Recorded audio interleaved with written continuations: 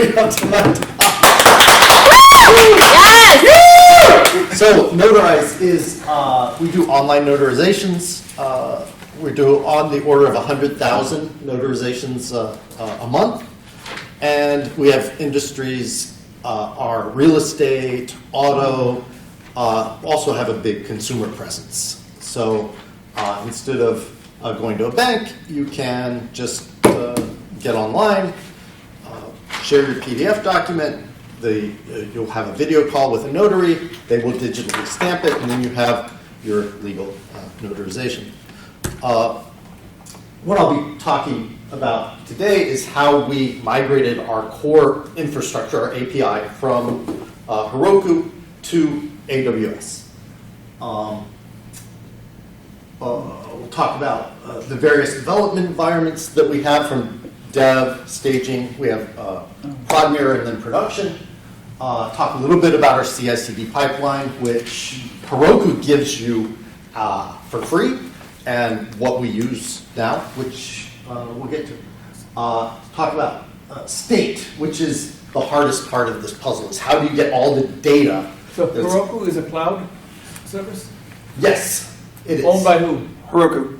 Actually owned by Salesforce. CLH kapot bij Salesforce. It's been a little while, yeah. Huh?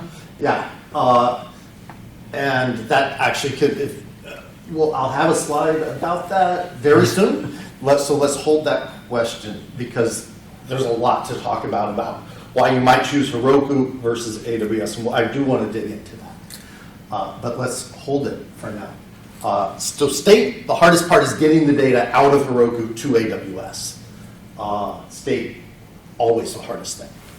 Compute, actually kind of the easiest part, because all it's doing is processing that data, and what part of this process is just moving the same, really replicating those compute engines that currently run in Heroku to run in AWS, because it's going to be accessing, as you'll see, the same data stores.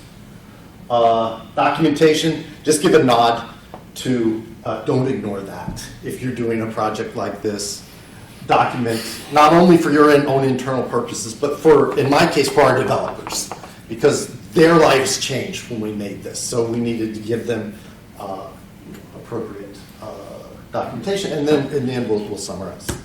So Heroku, here we go. Getting to your questions. In the last talk, Josh was talking about a lot about AWS and Azure, and those are what, if I had to put a name to them, I'm called infrastructure as a service providers. That they provide sort of a lower level experience than Heroku. Heroku's what I would call a platform as a service. It's bundles up a lot of the little pieces that Josh was talking about into sort of bigger chunks. So actually Heroku does a fabulous job. When I started at Notarize, I didn't know much about Heroku other than it was a platform as a service and it's easy to spin stuff up there, and why would I ever do this, right? Because I only worked at mature companies who would typically have already been running on AWS. But so doing the migration sounded like, natural thing for Notarize. But as I learned more about it, I'm like, wow, they're actually pretty good. And why are we doing this again? Well, I learned along the way some of the reasons. We'll talk about that a little bit more. But if you're looking for good reasons to move off of Heroku, it's not what this talk is about. And there's a lot of good reasons to run on a platform as a service, because they do a lot for you. You don't have to hire people like me. AWS, I don't think I have to say much about. I assume you know what AWS is? Can you tell me what the acronym stands for? Amazon Web Services. Oh, then yeah. So they're the 900-pound gorilla in the cloud provider space. Amazon, many, many years ago, started out as a bookseller. Turns out that's not all that Jeff Bezos wanted. And he had really, he wanted to own the world, right? And so one of the ways to own the world is to own all the computers, right? And then lease them out.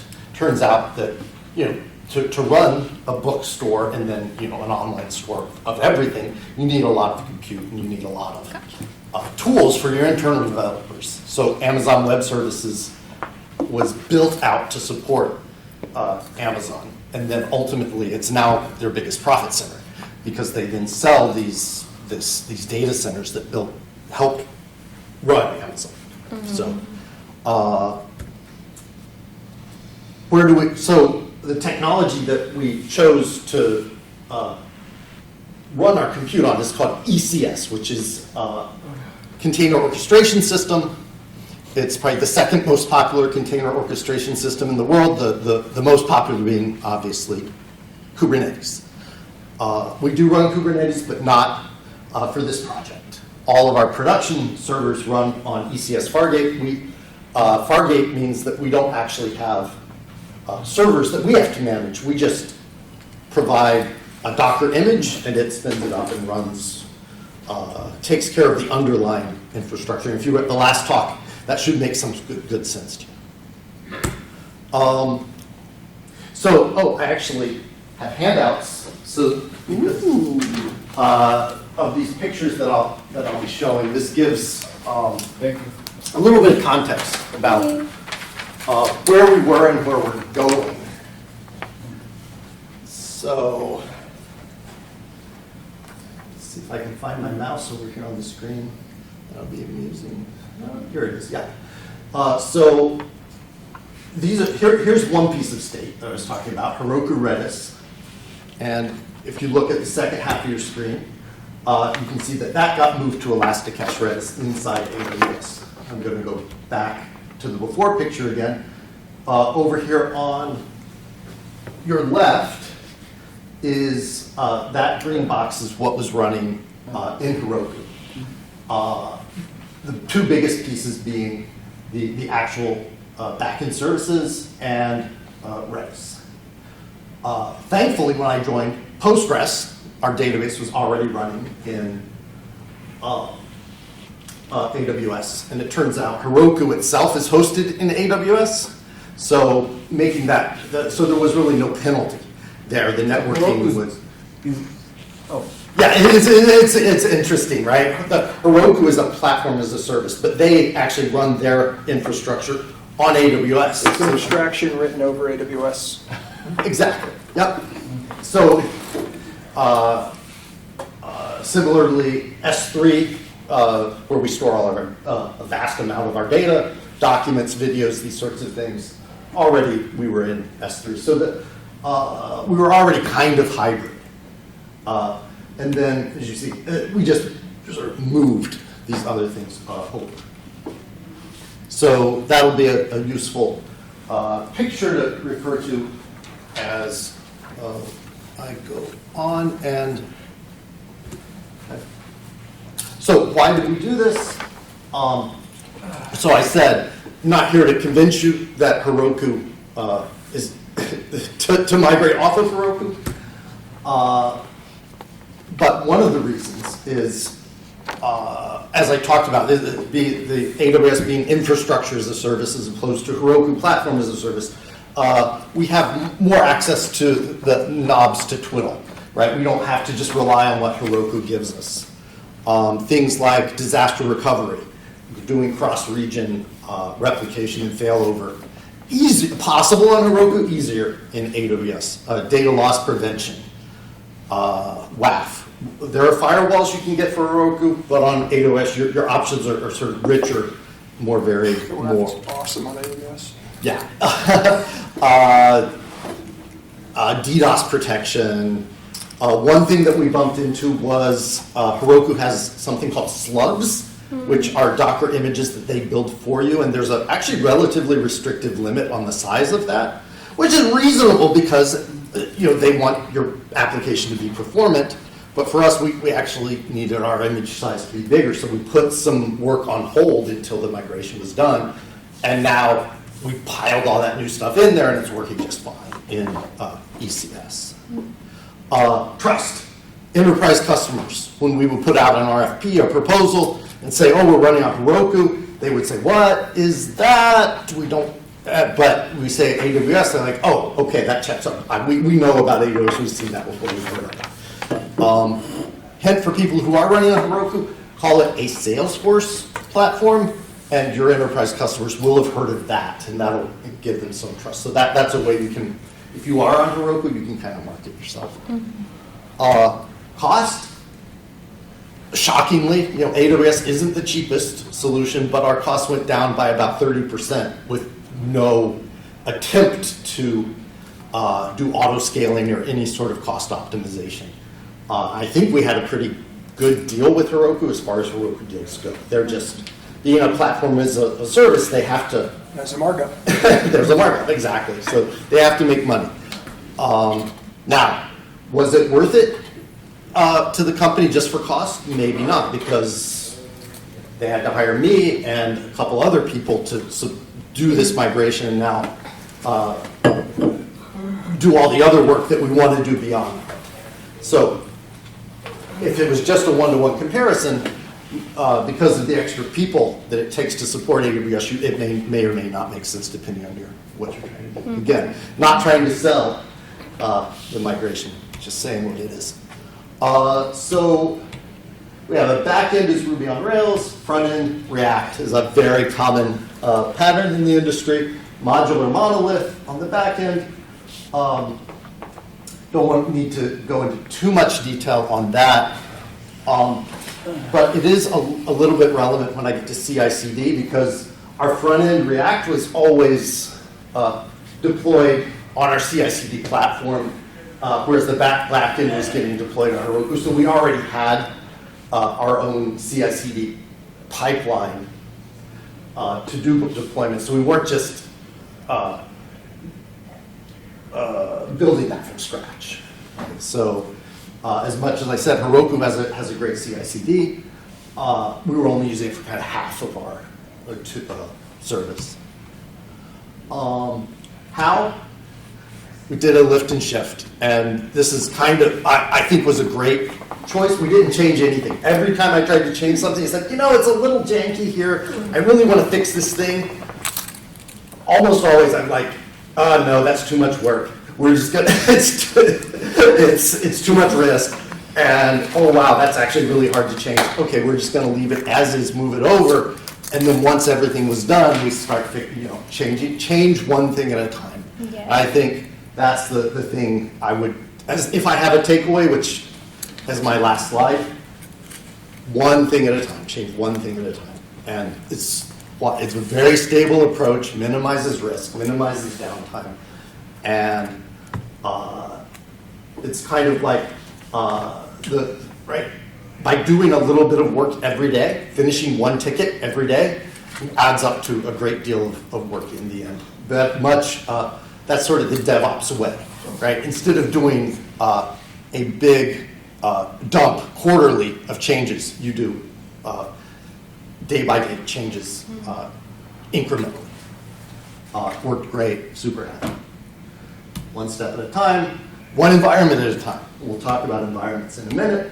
Right now, actually, we have Next, staging, prod, mirror, and prod, 4 different environments. Next gets deployed to anytime there is a merge to our default branch in Git. Staging gets promoted to weekly, prod, mirror also weekly, and then prod. So there's just different level of tests. There's some as we go through these various environments. So one interesting and useful bit that I would share here is that we added a new environment called Next2, which was AWS only. That was, and these are our persistent environments, right, that are long-lived. We have nightly tests that run against them for hours and hours. We also have ephemeral environments, which I'm not going to be talking about too much, because those aren't really impacted. They never ran at Heroku. But Next2, super useful, because we didn't have to take any risk on Next and impeding QA, impeding developers. That Next was always working. We proved out the AWS only solution in Next2, and then once things were working there, we promoted them into Next. So that Next2 was kind of our playground as we were getting things spun up. And so CI/CD I mentioned, and I only have 4 more minutes because we ended up chatting a bit at the beginning, so I'll kind of roll through this real quick, and then feel free to ask questions as well, because we do have time for questions at the end. We can sort of squeeze those in here as well.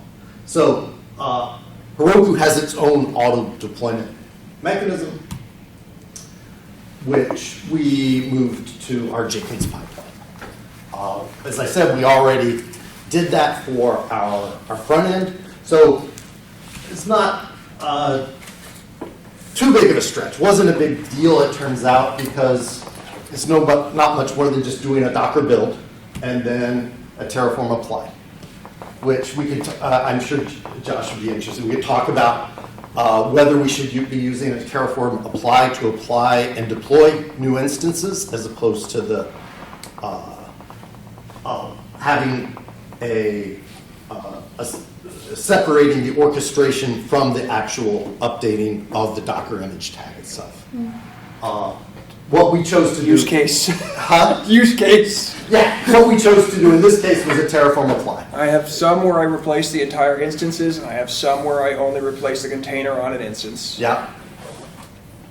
Yeah, Yeah, it's exactly. use case. So, simple, right? We have Terraform that builds up the entire ECS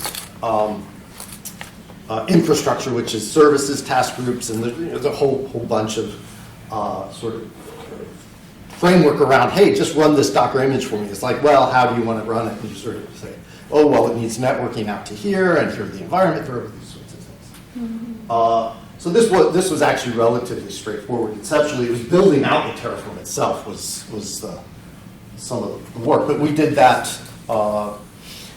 in a way I was super happy with. We have one Git repo we call Terraform API, and it has a module in it, and then there's 4 layers: next, staging, actually 5, because next to staging, prod, mirror, prod.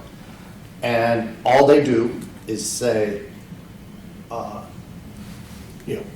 build me this module that's part of the repo, and here are the parameters that module depends on. And so these environments are cookie cutters in separate AWS accounts. So each of these environments gets its own AWS account, and they're all cookie cutters of each Can other. you play with Terraform? I haven't. I'll show you later if you Yeah, want. I mean, I've heard of it, and I it's know fun. it's a possibility. It does that layer for you. Yeah. Really nicely. Yep. Definitely familiar with it conceptually. Build your provider file like dynamically with Yeah. variables, which you can't do in Mhm. Terraform. Yeah. So if you have a different account, different Yeah, yeah. region. Yeah, if you do a diff between the layers, those are what they're different. Yeah. Exactly. Yeah. Yeah, so this is the only data you add is your region. Yeah. And then everything else Yep. done. And then Yep. it's all written in HCL, so it's easy. State. All right. Varun, is it? Vasant. Vasant.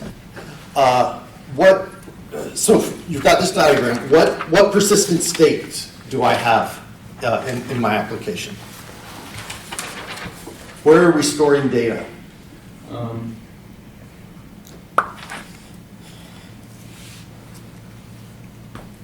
So the core database there in the upper right is the Amazon RDS PostgreSQL. Yeah. So that's our core data store. The other big one is AWS S3. And S3 is simple storage service, which is really kind of a misnomer nowadays. It's not particularly simple. It was the first AWS service. Yeah. Followed quickly, I assume, by EC2. Yeah. But that's why it's weird. That's why it doesn't take the same API stuff as the rest of AWS. So S3 PostgreSQL. When we started this already in What is S3? Simple Simple storage. It's just file storage. It's not like a hard drive, but if you want to just stick a image on it and load it, it's fast, Oh, it's easy like files, storage. okay. Yeah. it's kind of like a big hard drive. Yeah, PostgreSQL. So these were both already in AWS. And they could be accessed, remember, because everything's in AWS, both Heroku, from Heroku. So not much to say about those, but there's 3 more pieces of state. One is here on the diagram, and that's Redis. Redis traditionally used as a cache, but how many of you really test that you can delete that cache and nothing in your application breaks, that somebody hasn't stuck some really state that matters there in the cache. But there's that, but Sidekick actually uses Redis as its persistence store. Sidekick is our queuing system. So actually we do have real persistent data that we care about in there. So we had to move Redis. There's two more pieces of state that aren't on this diagram. I wonder if you all can guess where I'm going to go with that. They're a little bit unusual, often not thought of as state. Does Sidekick take care of the mutex problem? Let's say yes. Okay. Because it's going through Redis, and Redis is through. Well, So- Redis is a mutex-based system, so the gating of Redis and Redis subsystems. Let's take that offline. Sorry. Environment variables. We've got, turns out, across 4 environments, hundreds of environment variables. So that's really state. It defines how your application should work. There's dozens of secrets in there. Are there other ways to handle secrets? Yes, but this app does them with environment variables. And what are we going to do? We're going to lift and shift. We're not going to mess with it. Okay, we need to replicate those environment variables. Terraform project defines all the environment variables that are needed by the application. And now instead of them being manually managed in Heroku via the CLI, or not the CLI, really the GUI in Heroku. What's the Command line alarm? interface. Command line interface, CLI. It's now managed in code. So if anybody wants to change an environment variable, they have to go to a Terraform project called Terraform Secret Sync, which we'll talk a little bit more about in another. And finally, the last bit of state, IP addresses. Turns out we have some clients that allow list our IP addresses, and if you don't have one of our, small set of IP addresses, you can't get into their infrastructure because we make calls back webhooks back to their services. This is the biggest pain, right? Because it takes a long time to get the word out to all of your clients, and we tried really hard.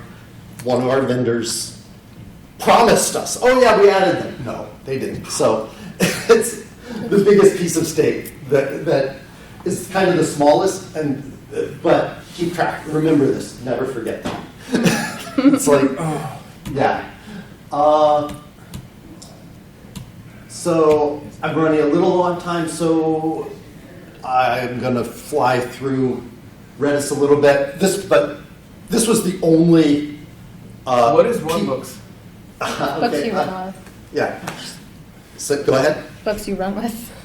Yeah. Potentially, yeah. Yeah. Basically, so okay, I'll spend a little bit of time here because it is actually the only piece in the migration that caused us downtime. There was this database, essentially, it's called Redis, that we needed to move from inside Heroku to a managed literally. service inside AWS. So we took the application down, waited until everything was done. We cloned the data and exported it from Heroku and imported it into Elasticache. And the way we did that, we didn't automate the entire thing. We had scripts, right? But the steps that we performed, there were, I don't know, maybe a half dozen or a dozen steps. Do this, bring everything down, do this, run this command. Those were all listed in the runbook. And we had 4 of them. We started out with 1 and said, this is the one you're going to do in next. Then we just copied it for staging and said, these are the things we learned. By the time we got to prod, it was completely easy. It That's just stage worked. 4, basically. Stage 4. Yeah, exactly. 4th revision. Yeah. We didn't try to make one runbook that covered all of them because this wasn't going to live. Sometimes you'll have runbooks that are like for tasks that are recurring. Since this was one-off, we just made one, copied it. So we had 4 copies, literally. Prod, staging next in the title. It was gross but effective, pragmatic. Gross, not a Elasticache is not publicly routable. So that was actually a little bit of a challenge because we didn't have a VPC connection in our lower environments. So keep that in mind if you ever need to access your Elasticache cluster from outside of AWS and you don't have a VPC, like a network connection, you're gonna have a bad time. You have to build your own. Backdoor. Which is what we did. Yeah, we had a firewall. Could you use API Gateway for that? I reckon you could. Yes, you probably could. Maybe. It'd probably require some gymnastics. Maybe not API Gateway. We had a firewall. I would be more inclined to set up an EC2 instance and just do some forwarding. But. Yeah, fair enough. Or you couldn't even stick an NLB in front of it. Yes. Yeah, because fun fact about AWS ALBs, NLBs, they're just EC2 instances running Nginx Basic. Is that right? Nice. But then they like branded themselves as like accessible infrastructure. AWS's whole MO is find an open source project, change its name, and profit. Ooh, that's what medication companies do. Big pharma. Same model. So we're going to have a couple more minutes to blow through things. So I talked a little bit about environment variables, all managed via Terraform. Now, secrets are actually stored in Secrets Manager. I can ask later, actually. Yeah, go ahead. Well, so secrets, is that like, you're just calling them secrets because like wizardry, or that's what they're called? They're just called secrets. Okay, because I felt like you were making like a little bit of a joke, and I was like, yeah, they're secrets, I don't know how they work. No, secrets are passwords. They're real, basically. okay, gotcha. Yeah, so passwords to external systems. Encryption keys. Configuration variables are things that don't give away any secrets, right? They don't give access to anything. They're like, should we turn on this service or not? Or how much hard drive space should I allocate? How many, these sort of things that I could show you a copy of our configurations and it wouldn't compromise our system. Secrets are things that I can't show you. Gotcha. And so they're actually stored in a separate place and we make efforts to make sure they don't go into logs and that they're never showed on screen, these sorts of things. So they're secret in that way. Okay, cool. And so we have Terraform Secret repo that manages those. Yeah, not favorite name, but it's affectionate. I love it. We call it TSS. Terraform just manages the secrets. Yeah. It's the storage is in AWS. What are secrets? Secrets The are things you can't passwords. Yeah. Passwords. Yeah. SSN. So here was our announcement that went out. The reason I shared that link, and I'm not going to do it here just for time, is to show you that we were able to get a /28, which is a block of 16 contiguous IP addresses. We just asked AWS, and they're like, "Are you going to use them?" And we're like, "Yes." They're like, "Okay," and all we pay is $16 a month for the 16 IP addresses, unless they're attached to an AWS instance, in which case they're free. So we just showed up. We have a list of Elastic IP addresses, 0 through You got a cider 16. block of IP addresses. Yeah, it's nice. it's not. It's so do that, and then your page of here are a list of IP addresses is very nice and easy. Compute. So as I talked about, really these compute. If you look at the slide, right, the notarized backend service is the same whether it's running on Heroku on AWS. That was the intent, and it worked that way. And how did we prove that? I'm just going to fly through that. So we had New terms. Heroku calls them slugs, so we had to build our own. Okay.